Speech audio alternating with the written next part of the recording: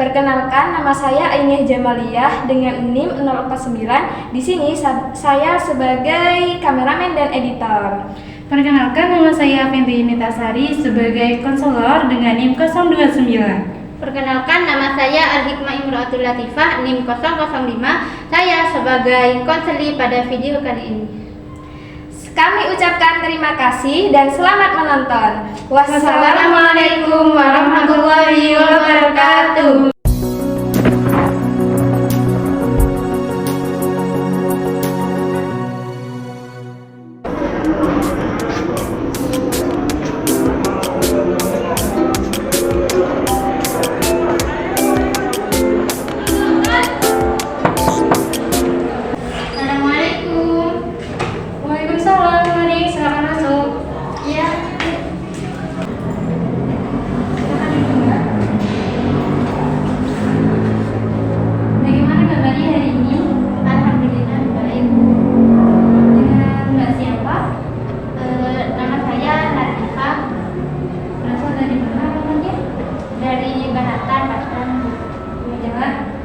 Perkenalkan, nama saya Fenty. Saya dari Tuhan. Di sini saya sebagai konselor yang akan memandu berjalannya proses konseling pada hari ini. Iya Bu, terima kasih Ibu telah menyempatkan waktunya dalam proses konselor hari ini.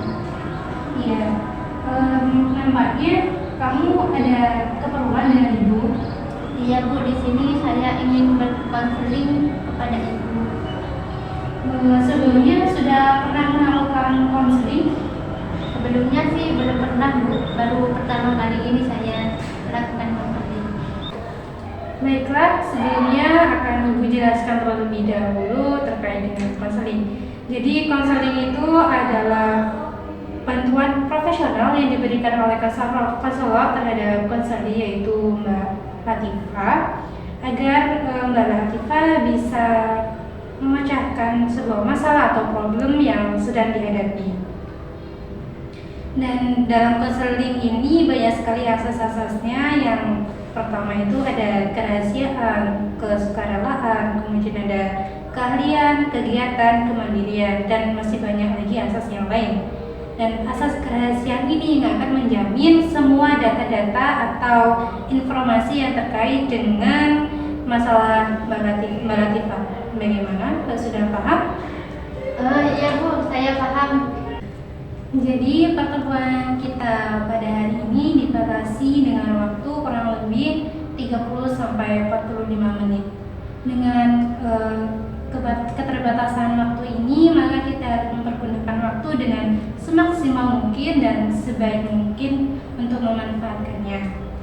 Dan apabila pada pertemuan hari ini tidak bisa atau belum terselesaikan masalah Mbak Latifah, maka kita harus membuat atur ulang waktu untuk di pertemuan selanjutnya. Bagaimana dengan Mbak Latifah? Apakah setuju?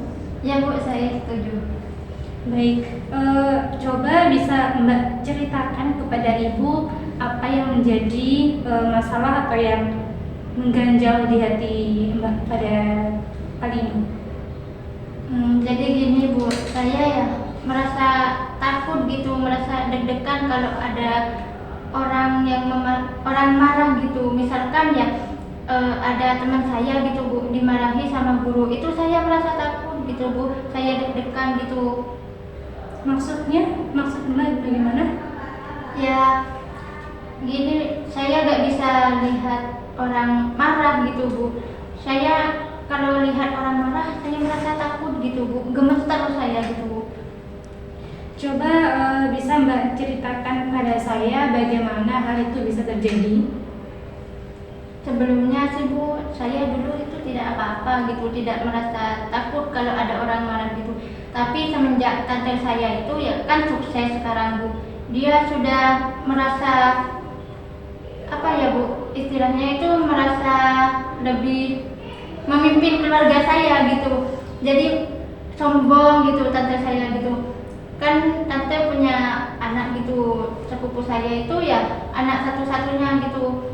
Jadi kalau anaknya itu ada orang yang bikin anaknya nangis, dia akan memarahi orang tersebut gitu. Habis habis-habisan gitu.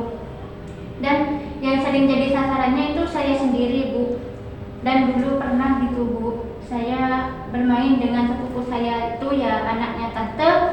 Terus itu sepupu saya bertengkar dengan teman lain gitu, bukan bertengkar dengan saya, tapi bertengkar dengan teman lain gitu. Tapi tante itu salah sasaran, tante itu marah-marahin saya gitu, Bu, marahin saya habis-habisan gitu. Jadi saya semenjak itu merasa trauma gitu, merasa takut gitu, Bu, kalau ada orang marah-marah gitu. Iya, Ibu bisa memahami perasaan Mbak. Nampaknya Mbak sangat terganggu sekali ya dengan kondisi ini, dengan keadaan ini. Ya begitulah, Bu, saya merasa terganggu sekali. Kamu sudah menyadari dan merasakan bahwa kamu saat ini mengalami rasa trauma dan cemas. Iya, Bu, dan saya ingin sekali menyelesaikan masalah ini, Bu. Bagus, ini adalah sebuah kemajuan yang saya inginkan. Oleh karena itu, saat ini sangat tepat apabila kita berdiskusikan tujuan yang ingin kita capai dalam konseling ini. Iya, Bu. Baik, tujuan konseling kita ini adalah untuk mengurangi rasa trauma atau rasa cemas Mbak Tifa apabila melihat atau mendengar seseorang yang sedang marah atau emosi. Iya, Bu. Lalu saya harus bagaimana ini? Jadi Ibu ingin memilih beberapa teknik atau cara yang harus Mbak pelajari bersama Ibu. Kita akan menggunakan teknik desensitisasi sistematik, yaitu teknik di mana Mbak akan membayangkan keadaan atau kondisi yang membuat Mbak cemas, mulai dari yang dianggap paling rendah, sedang sampai keadaan yang paling tinggi.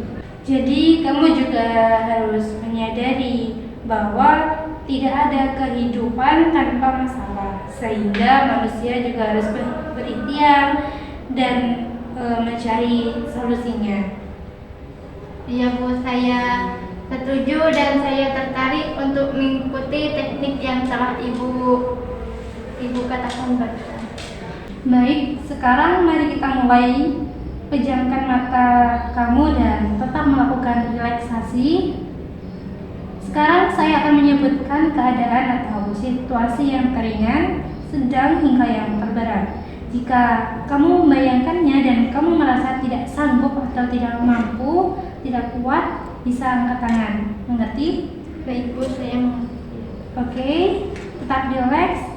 Bayangkan kamu sedang bermain dengan saudara atau sepupu kamu di ruang keluarga dan tante kamu ada di ruangan itu juga.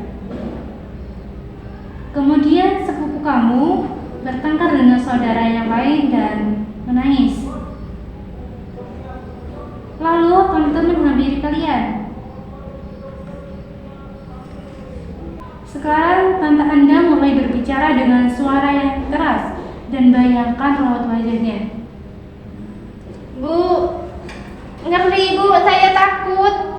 Oke, sekarang buka matamu, relax, tarik nafas dari hidung perlahan dan keluarkan dari mulut hingga kamu benar-benar relax dan tenang. Ya, Bu. Apa yang kamu rasakan? Saya ngeri, Bu. Saya takut. Awalnya saya biasa aja ya, tapi pas waktu saya membayangkan tante saya bicara dan saya melihat raut wajah tante saya takut, Bu. Oke, kita sudah pada tahap sedang dan kamu juga sudah merasa tidak sanggup. Kita harus melakukan ini lagi ketika kamu sudah siap dan melewati tahap akhir, yaitu tahap yang terberat. Bagaimana? Ya, Bu, saya sanggup. Oke, sekarang kita akan mulai lagi. Sekarang relax dan ambil nafas dalam-dalam. Pejamkan mata. Sekarang bayangkan seseorang yang sedang memarahi anaknya dengan suara yang pelan karena tidak mau belajar. Sekarang seseorang yang sedang memarahi anaknya dengan suara yang keras. Dan sekarang kamu berada dalam sebuah ruang keluarga. Di sana ada semua anggota keluarga, termasuk tante kamu. Kamu sedang bermain dengan saudara-saudara kamu. Tiba-tiba saudara kamu bertengkar dan menangis. Kemudian kamu yang disalahkan. Tante marah sekali kepadamu. Bu, saya takut, Bu. Oke, sekarang buka mata kamu. Relax. Tarik nafas dari hidung dan keluarkan perlahan dari mulut. Bagaimana dengan perasaanmu? Saya takut, Bu, tapi sudah lebih enak dari tadi. Oke, relax. Ini memang butuh proses.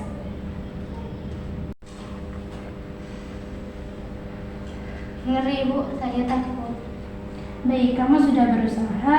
Tinggal satu langkah lagi. Semua butuh perjuangan dan kamu sudah melakukannya. Ini adalah satu kemajuan yang cukup bagus. Baik, Bu, bisa dilanjutkan nanti. Saya sudah siap. Baik, mari kita mulai lagi. Pejamkan terlebih dahulu matanya Mbak Latifah. Kemudian bayangkan wajah seseorang yang sedang marah sekali, bahkan akan memukul.